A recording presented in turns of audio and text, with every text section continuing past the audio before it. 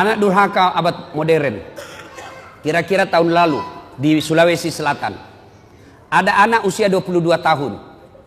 Lepas dari apa itu opname karena dia penyakit diabetes. Masuk di opname, keluar opname, besoknya langsung mau pergi naik motor. Dilarang sama ibunya. Nah, kau baru keluar dari rumah sakit makan ongkos. Kalau kau keluar sakit lagi kamu, jangan kau keluar nak. Saya mau keluar, dilarang sama ibunya. Marah ini anak, dia tempeleng ibunya.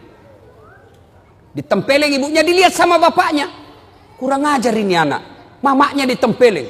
Datang bapaknya, dia pukul, melawan ini anak. Bapaknya usia 60 tahun, ini anak usia 22 tahun. Duel berkelahi. Jatuh bapaknya, pingsan, dia seret masuk ke gudang, dia cungkil dua belah mata bapaknya. Meninggal bapaknya, Pak. Meninggal bapaknya. Tangkap sama polisi. Beberapa hari kemudian meninggal juga ini anak, tidak ada yang mau solati. Sempat ribut di medsos di Sulawesi Selatan. Hati-hati kau capok.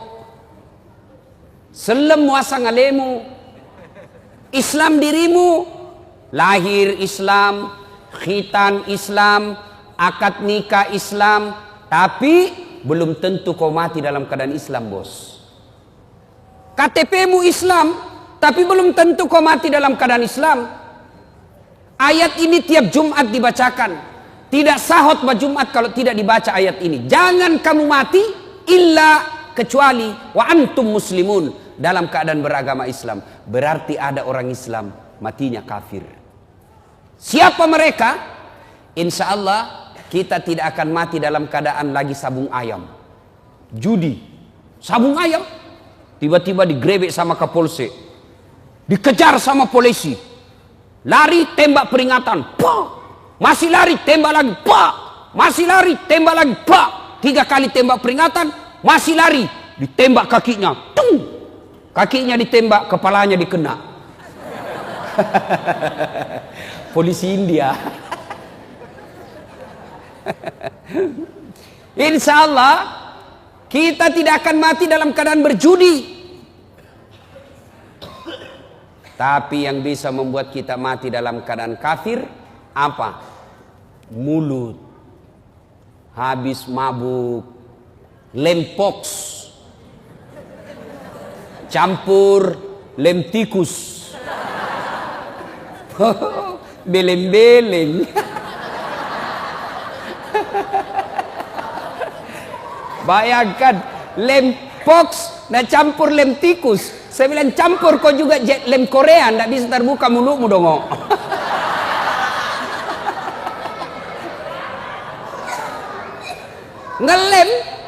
Ngelem. Mabuk. Oh, pas mabuk, Pak, dia ambil motornya. Bayangkan, Pak, orang mabuk setengah naik motor, tiang listrik dikira aspal. Pak, mati kafir kau cilaka.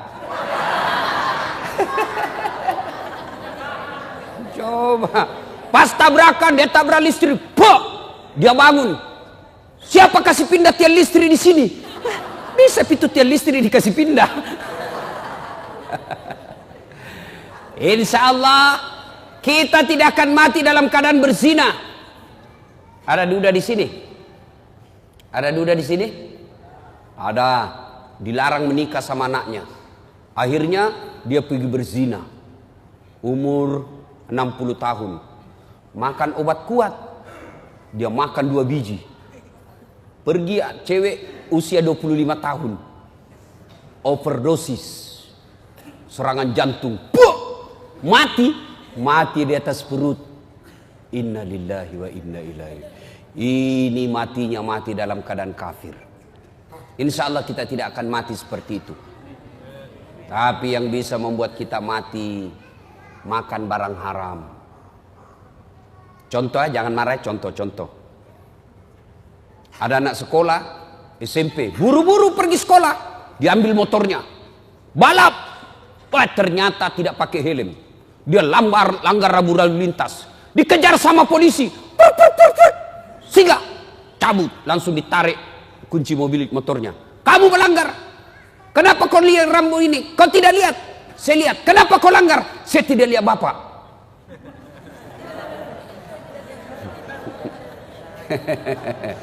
Tell me lagi ini adik-adik. Aduh, telat mikir. Nah ini 250.000 di sidang. Bahwa tidak ada uangku pak, atur damai. Nah 50.000. Mana ada uang saya 50.000 pak? Saya cuma punya uang 30.000. Ah sudah tidak ada uangnya, melanggar lagi. Jadi bagaimana? Nah sudah. Mari 20.000, kau ambillah 10.000 beli bensin. Dia ambillah 20.000, dia pergi warung Coto Makassar. Dia makan 2 mangkok Coto 28 ketupat. Kenapa? Ketupatnya gratis. Kekenyangan, keluar, tabrak geng motor, pak, mati kafir. Kenapa? Ada barang sogok dalam perutnya. Auzubillah min dzalik. Nah, itulah sebabnya tiap Jumat kita diikatkan wala tamutunna illa. Sadaqallahul azim. Maha benar Allah dengan segala firman-Nya. Ibu bapak, saudara-saudara sekalian, teristimewa yang kita muliakan, guru kita, ustadz kita, guru Hafiz, saya belum sempat kenalan namanya, Al-Mukarram Sayyid Muhammad, yang sama-sama kita muliakan dan mudah-mudahan dirahmati oleh Allah Subhanahu wa taala. Jangan bandingkan muka saya dengan Sayyid ya, pasti saya tenggelam. Jangan bandingkan hidungnya dengan hidung saya, kalah saya ya. Ibu bapak, saudara-saudara sekalian, dalam Al-Quran ada 3 perintah Allah yang sifatnya serangkai. Adik-adik ada yang tahu? Saya ulang, dalam Al-Quran ada 3 perintah Allah, berapa? Serangkai. Artinya tidak diterima perintah yang satu apabila rangkaiannya tidak dilaksanakan. Dia harus dilakukan bersamaan. Ada yang tahu adik-adik? Saya kasih hadiah. Ada yang tahu? Perintah yang pertama, dengar baik-baik. Perintah serangkai yang pertama, atiullaha wa atiur rasul. Taatlah engkau kepada Allah dan taat kepada Rasulnya. Artinya taat kepada Allah, sholatnya baik, zakatnya baik, tapi mengkhianati Nabi, tidak mengakui Muhammad sebagai Nabi, maka taatnya kepada Allah ditolak. Sebaliknya, taat kepada Rasul, Senin Kamis lancar, tahajud tiap malam, tapi tidak bagus akidahnya kepada Allah, taatnya kepada Rasul ditolak. Yang kedua, perintah serangkai yang kedua, ada yang tahu? Ada yang tahu? Ayo saya kasih hadiah kalau ada yang tahu. Yang kedua, aqimis shalah wa atus zakat. Dirikan solat, tetongang isam pajange, pasu isekemu. Tahu artinya itu? Ini bahasa Paris, Pare-Pare dan sekitarnya.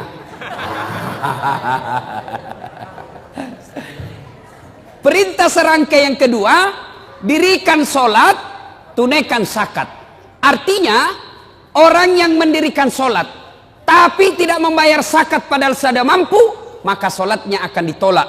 Sebaliknya, orang yang bayar zakat, zakat harta dia tunaikan, zakat fitrah dia bayar, tapi tidak solat, zakatnya akan sia-sia. Perintah serangkai yang ketiga, ada yang tahu? Ada yang tahu? Ada?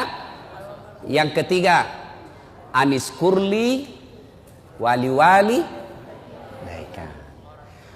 Bersyukurlah engkau kepada Allah, tapi jangan lupa bersyukur kepada kedua orang tuamu. Jadi perintah serangkai ada berapa, Dek? 3. Ada yang tahu? Ulang? Ada yang bisa ulang? Ada yang tahu? Coba angkat tangan yang bisa. Ayo. Ah ini. Ayo ke sini. Sini. Ayo. Ya. Coba. Ya. Ayo, siapa namanya, Dek? Siapa? Sebelum menjawab pertanyaan tadi, pertanyaan passwordnya. Siapa namanya neneknya Ustadz Dasad?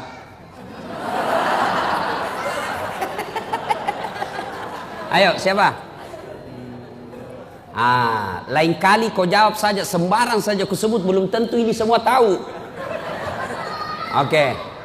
Jawaban yang tadi apa itu? 1. Artinya taat pada Allah dan taat pada Rasul. Yang kedua, Aqimis sholat wa atuz zakat. artinya Menunaikan sholat dan menunaikan zakat. ketiga, Anishkurli. Anishkurli wal walidayk. Artinya Bersyukur kepada Allah dan juga bersyukur kepada kedua orang tua. sudah betul? Betul? Dapat hadiah. Lain-lain itu rasanya. Woi. Dek, beda itu rasanya uang Kapolres dengan uang ustadz. Beda rasanya ya. Insyaallah. Nah, berkaitan dengan 3 perintah ini, ayo. Berkaitan dengan 3 perintah ini, maka saya akan membahas yang ketiga. Anishkurli wali. Bersyukur kepada Allah dan bersyukur pula kepada kedua orang tuamu.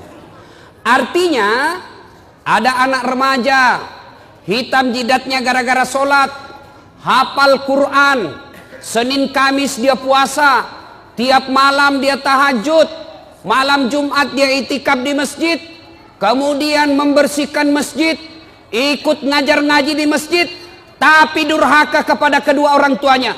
Bapaknya dia hianati, ibunya dia keluarkan air matanya. Kata Nabi, demi Allah, jangankan masuk sorga, baunya sorga diharamkan bagimu.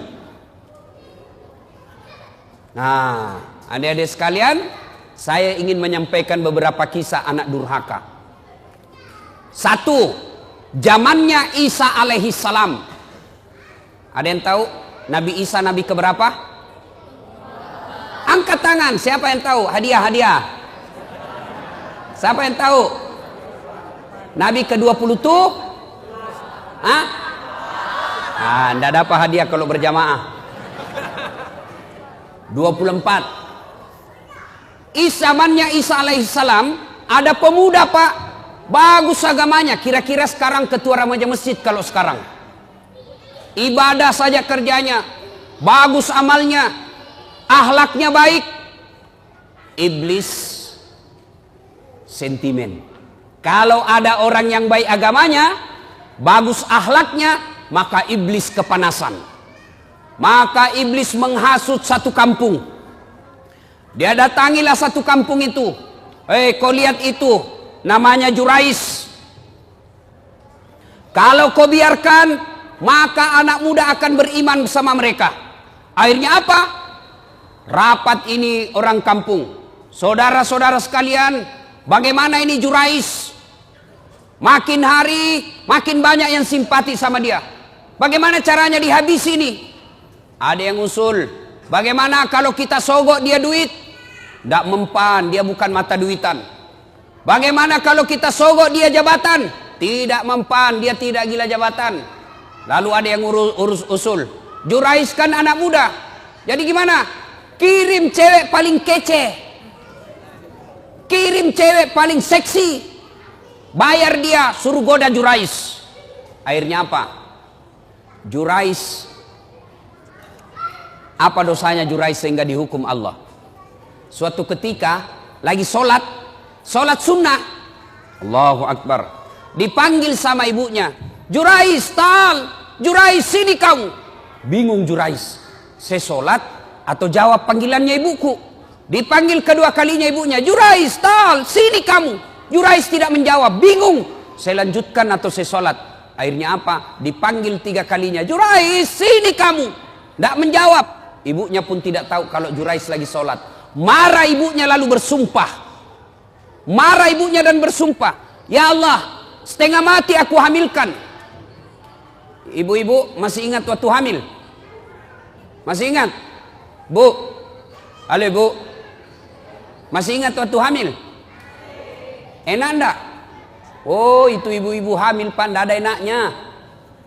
Jalan setengah mati, duduk setengah mati, Tidur, sebelah kanan nyamping, sesak napas. Nyamping kiri, poso. Satu saja gayanya kalau sudah hamil. Gaya pasrah. Coba. Dia bilang ibunya Jurais, setengah mati ku hamilkan, setengah mati ku lahirkan. Ibu-ibu, masih ingat waktu melahirkan? Ada ndak ibu-ibu melahirkan senyum? Ada ibu-ibu melahirkan, keluar kona. Tidak. Pasti setengah mati.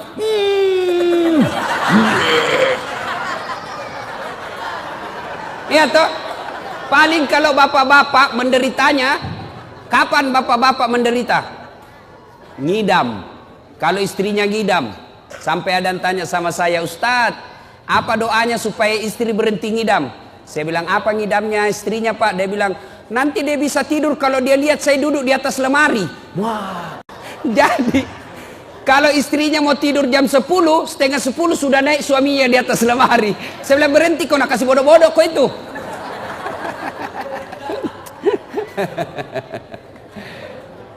Dia bilang ibunya Jurais, setengah mati aku hamilkan, setengah mati aku lahirkan. Masa saya panggil dia tidak jawab? Ya Allah. Keluar sumpahnya ibunya Jurais, jangan mati Jurais sebelum ketemu orang jahat. Ibu-ibu, kalau ibu-ibu bersumpah, arasnya Allah bergetar. Maka ibu kalau marah sama anaknya, jangan sembarang sumpah. Ini ibu-ibu biasa kalau marah sama anaknya kan keluar sumpah-sumpahnya tidak enak.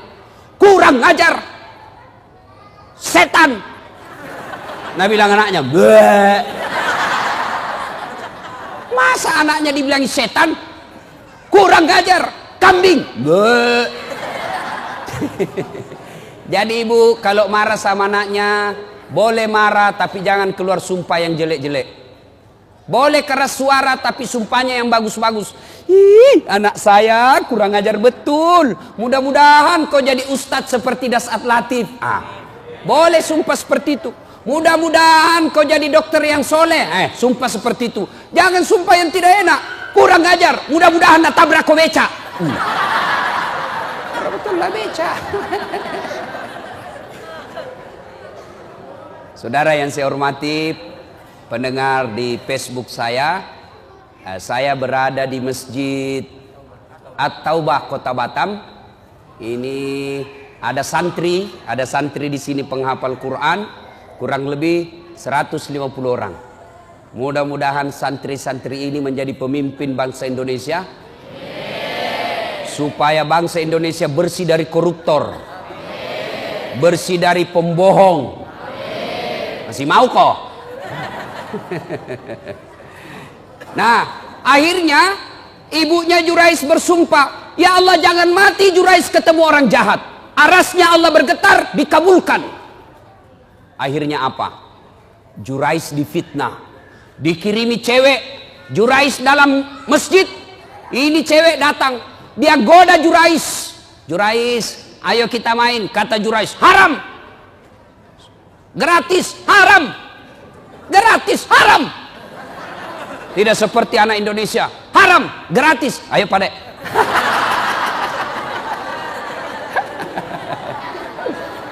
Ini cewek sudah dibayar, mondar mandir di depannya Jurais. Jurais mantap, astagfirullah. Dia tutup matanya, astagfirullah, astagfirullah, astagfirullah. Kalau orang Indonesia, astagfirullah, astagfirullah. Mulutnya istighfar tapi matanya melotot, astagfirullah, astagfirullah.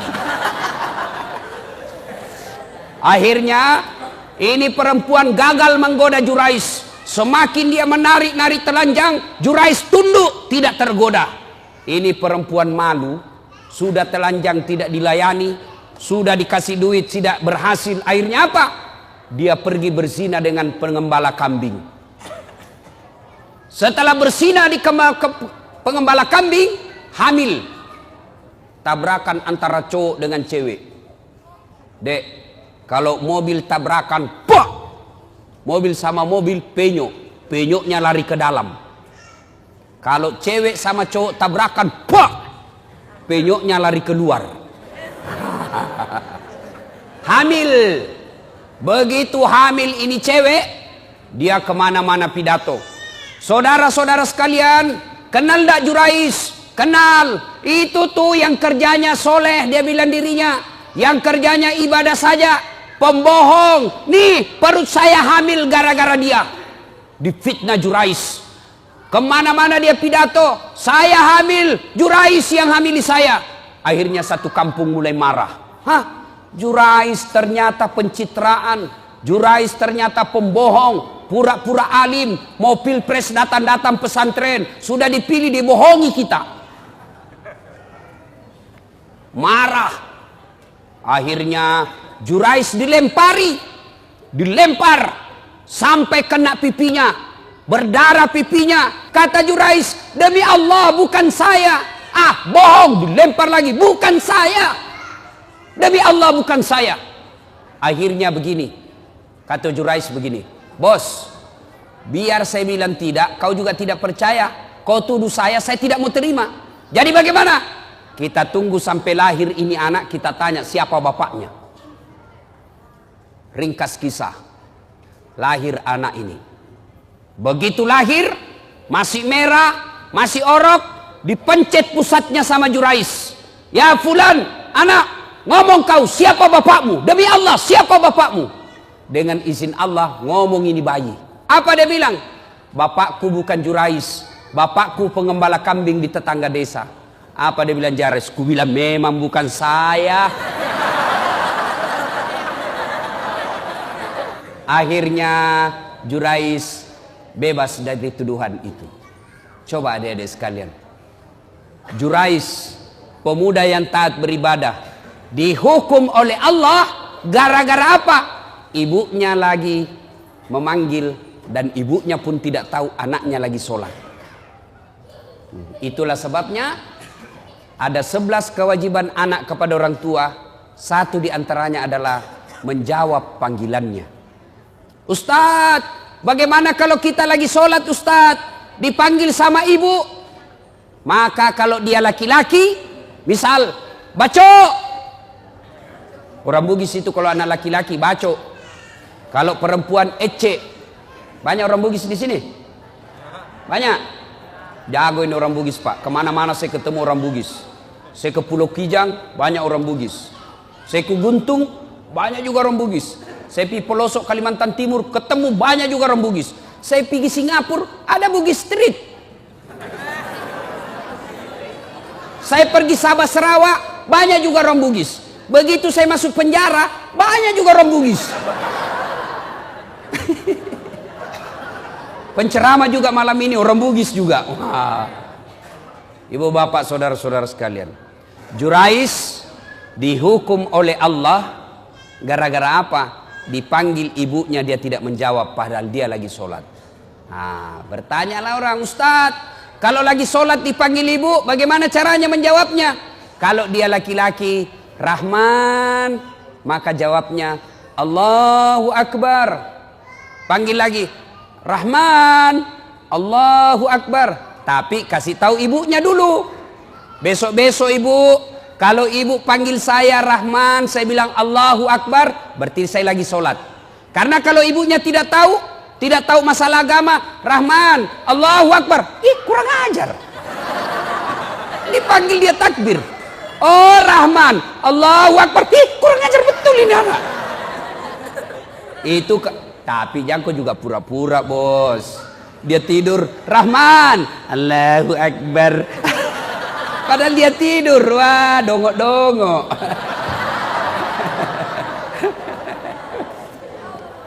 Nah adik-adik sekalian, kalau durhaka sama orang tua, biar hafal Quran, tidak ada bu utamanya. Tapi saya yakin-yakinnya, ini adik-adik semua nih yang hadir di sini, saya yakin masuk hafal Quran, salah satu tujuannya karena ingin membahagiakan orang tua. Ya kan? Ya adek ya? Adik-adik sekalian, hafal Quran sudah dapat pahala. Diharamkan disentuh api neraka bagi mereka yang hafal Quran. Diharamkan disentuh api neraka. Yang kedua, dengan hafal Quran, maka adik-adik sekalian akan memberikan jubah ke ibunya nanti di akhirat. Ketika dinda di akhirat kelak karena hafal Quran, maka Allah berikan hadiah kepada dinda ini, adik-adik ini yang hafal Quran. Ambil orang tuamu masing-masing, kasih jubah kemuliaan karena engkau menghafal Quran. Maka bapak-bapak, ibu-ibu yang ada anaknya hafal Quran, bahagia bapak-bapak. Ada orang bangga kalau anaknya pintar bahasa Inggris. Ustadz, itu tetangga saya hebat Ustadz. Masih kelas 1 SMP sudah hafal, sudah pandai bahasa Inggris. Kelas 3 dia sudah lancar bahasa Inggris. Apa hebatnya? Banyak yang pintar bahasa Inggris, Pak. Mana buktinya? Bapak jalan ke Inggris. Anak-anak di Inggris bahasa Inggris semua, Pak. Betul. Betul, saya tidak main-main, Pak. Itu anak-anak di sana baru belajar bicara sampai pikun bahasa Inggris semua, Pak. Tidak tahu dia bahasa Bugis. Tidak usah, apa hebatnya pintar bahasa Inggris. Memangnya nanti kalau kita meninggal, anak kita sudah kita masuk kubur, anak berdoa, oh my God, please help me my mother. Tidak lah, ya. Lebih baik anak kita hafal Quran. Sekarang itu anak durhaka zaman dulu. Sekarang bagaimana model anak durhaka? Jam berapa Isya Ustaz? Berapa menit lagi? 2 menit lagi. Oh, sudah habis berarti. Anak durhaka abad modern. Kira-kira tahun lalu di Sulawesi Selatan. Ada anak usia 22 tahun. Lepas dari apa itu opname karena dia penyakit diabetes. Masuk di opname, keluar opname, besoknya langsung mau pergi naik motor. Dilarang sama ibunya. Nah, kau baru keluar dari rumah sakit makan ongkos. Kalau kau keluar sakit lagi kamu, jangan kau keluar nak. Saya mau keluar, dilarang sama ibunya. Marah ini anak, dia tempeleng ibunya. Ditempeleng ibunya, dilihat sama bapaknya. Kurang ajar ini anak. Mamanya ditempeleng. Datang bapaknya, dia pukul, melawan ini anak. Bapaknya usia 60 tahun, ini anak usia 22 tahun. Duel berkelahi. Jatuh bapaknya, pingsan, dia seret masuk ke gudang, dia cungkil 2 belah mata bapaknya. Meninggal bapaknya, Pak. Meninggal bapaknya. Tangkap sama polisi. Beberapa hari kemudian, meninggal juga ini anak, tidak ada yang mau sholati. Sempat ribut di medsos di Sulawesi Selatan. Anak durhaka zaman sekarang. Apalagi anak durhaka. Saya mau pergi ceramah di Sulawesi Selatan, mau pergi takziah. Tiba-tiba ada ibu-ibu menangis. Ustadz, tolong datang ke rumah saya, Ustadz. Nangis, Ustadz, tolong bantu saya. Kenapa ibu? Tenangkan ibu, tarik nafas. Tenang ibu, meninggal suamiku, Ustadz. Tolong datang ke rumah, saya tidak tahu urus bagaimana cara. Saya bilang, bagaimana? Mana semua anak-anaknya? Anakku sibuk semua, Ustadz. Saya datanglah ke rumah itu. Begitu saya datang di rumahnya, saya bilang, Bu, mana nomor teleponnya anaknya? Saya minta nomor telepon anaknya, lalu saya teleponlah anaknya yang pengusaha di Samarinda. Orang kaya di Kalimantan. Tabe, Daeng, meninggal bapaknya. Apa kata ibunya, bapaknya? Daeng, ada berita duka, meninggal bapaknya di Makassar. Apa kata anaknya? Oh, sudah lama memang sakit itu bapakku, Ustaz. Jadi saya bilang, jadi bagaimana Daeng? Ditunggu atau tidak? Apa jawabannya? Tidak usah ditunggu, Ustaz. Biar saya pulang tidak merubah keadaan. Jadi bagaimana? Silakan kirim SMS nomor rekeningnya Pak Ustadz. Biaya pemakaman dan pengurusan jenazah saya transfer, Ustadz saja yang ngurus. Anak durhaka, Pak. Bapak mau punya anak seperti itu? Mau punya anak seperti itu? Tentu tidak mau. Mau punya anak yang soleh dan soleha? Mau punya anak yang soleh dan soleha? Masukkan ke pondok anak kita. Coba kalau anak kita di pondok, Pak. Coba anak kita di pondok, sholat 5 waktunya berjamaah, makannya jelas halal, ucapan-ucapannya jelas tidak pernah bicara kotor, jelas dia tidak akan tersentuh oleh yang bukan muhrimnya, makanannya bagus, meskipun barangkali tempe, meskipun ala kadarnya, tapi halal. Tapi kalau anak kita di luar, mungkin di rumah makanannya ayam, tapi kalau dia keluar rumah, apa yang dimakan? Narkoba, lem pox, lem Korea. Ibu bapak saudara-saudara sekalian, banyak hal yang ingin kita sampaikan, tapi waktu Isya yang telah sampai. InsyaAllah lain waktu dan kesempatan kita lanjutkan. Adik-adik sekalian, inilah tausiah kita. Mudah-mudahan ada manfaat. Kalau ada yang masih mau menyimak ceramahnya Pak Ustadz, ibu-ibu, adik-adik, bapak-bapak, silakan simak ceramah saya di YouTube. Tulis saja nama saya, Das'ad Latif, Das'ad Latif. Keluar itu ceramah saya yang ratusan. Nah, sudah klik satu. Nah, sudah keluar ceramah, jangan lupa kasih tanda begini. Jangan begini ya, jangan begini. Jangan begini. Kalau ada orang ustadz dia kasih begini, dia cari kau nanti malaikat. Kenapa kasih begini Ustadz Dasar? Ya. Atau kalau mau yang lebih bagus, kasih subscribe. Wah. Itu di YouTube. Atau follow Ustadz Das'ad di Instagram. Nama Instagramnya Das'ad Latif 1212. Das'ad Latif 1212. Like and share. Demikian, mudah-mudahan ada manfaat. Insya Allah lain waktu dan kesempatan kita akan lanjutkan. Terima kasih jamaah dan pemirsa saya di Facebook. Mudah-mudahan kehadiran Anda di tempat ini melihat ceramah saya manfaat dan insya Allah mampu diamalkan dalam kehidupan sehari-hari. Demikian, lebih dan kurangnya mohon dimaafkan. Nun wal kalami misrun billahi fisabilil haq. Assalamualaikum warahmatullahi wabarakatuh.